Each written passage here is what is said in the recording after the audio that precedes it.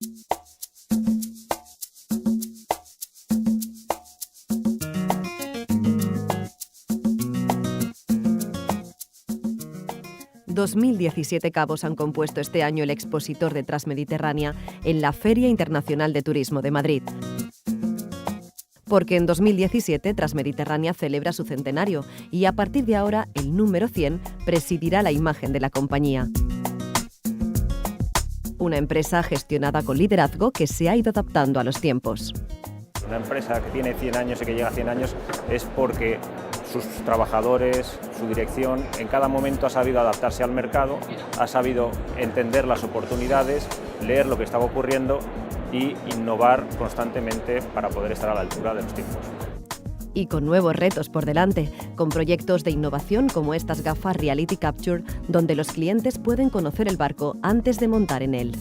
Todo esto va a ir unido a la renovación de nuestra web, tanto el B2B como el B2C, y allí clientes, agencias de viaje van a poder ver de una forma mucho más clara qué es el producto que les estamos ofreciendo.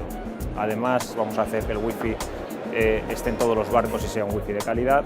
Y, por supuesto, tenemos la aplicación que, aunque ya lleva 2 años en funcionamiento, creemos que tiene un potencial mucho mayor y la vamos a lanzar. Un proceso de mejora que incluye, por supuesto, los servicios que presta la compañía. Hemos renovado varios espacios en distintos buques, hemos hecho un trabajo importante que vamos a seguir haciendo de ampliar la oferta de restauración con distintos restaurantes, franquicias, aparte de los menús propios en los que estamos intentando ofrecer menús más saludables y más variados. Ocio, restauración y también deporte. Transmediterránea es el patrocinador de eventos deportivos como Melilla Náutica 2016 y el 47 Trofeo Su Alteza Real Princesa Sofía Iberostar de Vela Olímpica en Palma de Mallorca.